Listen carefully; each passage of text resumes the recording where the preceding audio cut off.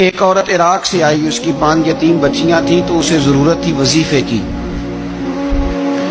اس نے آ کے پوچھا حضرت عمر بن عبدالعزیز کا گھر کہاں؟ تو لوگوں نے فرمایا وہ سامنے جو ٹاٹ اور بوریے کا پردہ لٹک رہا ہے وہ عمر بن عبدالعزیز کا گھر ہے۔ دروازے پہ دستک دی تو ایک عورت اندر برتن دھو رہی تھی۔ پوچھا السلام علیکم، امیر المومنین سے ملنا ہے۔ وہ کہنے لگی اس درخت کی چھاؤں میں بیٹھ جاؤ، ابھی تشریف لاتے ہیں۔ تھوڑی دیر گزری تو حضرت عمر بن عبدالعزیز آئے تو کنویں سے پانی نکال کے نا، سین میں کنواں تھا تو جو جگہ میں مٹی اڑ رہی تھی نا، گرد اڑ رہی تھی، ہوتا ہے نا عصر کے بعد لوگ پانی پھینکتے ہیں، وہاں پانی پھینکنے لگے، چھڑکاؤ کرنے لگے۔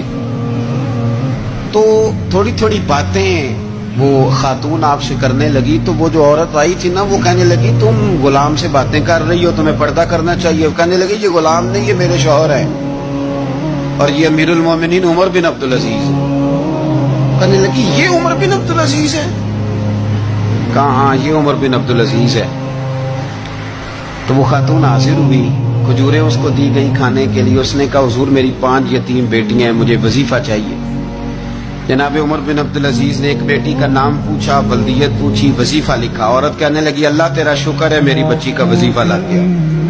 دوسری کا نام پوچھا، بلدیت پوچھی، عمر پوچھی، وظیفہ لگایا۔ اللہ تیرا شکر ہے میری یتیم بچی کا وظیفہ۔ 4 بچیوں کے وظیفے عمر لکھتے رہے، خاتون اللہ کی حمد کرتی رہی۔ 5ویں کا لکھنے لگے تو کہنے لگی میں نے زمانہ بڑا دیکھا ہے پر عمر بن عبدالعزیز تیری طرح کا بندہ نہیں دیکھا۔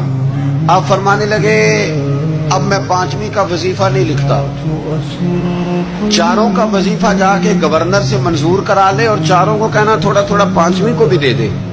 حضور کیوں نہیں لکھتے؟ فرمایا جب تک تو حمد کے لائق رب کی حمد کر رہی تھی میں وظیفے لکھ رہا تھا، اب تو نے میری تعریفیں شروع کر دی۔ اپنی تعریف پر کیسے وظیفہ لکھوں؟ وہ تو حمد کے لائق ہے، اس کی حمد ہونی چاہیے، لیکن میں اپنی تعریف پر، اپنی خوشامد پر میں نہیں لکھتا۔ جا اللہ تعالیٰ تیری لیے بہتر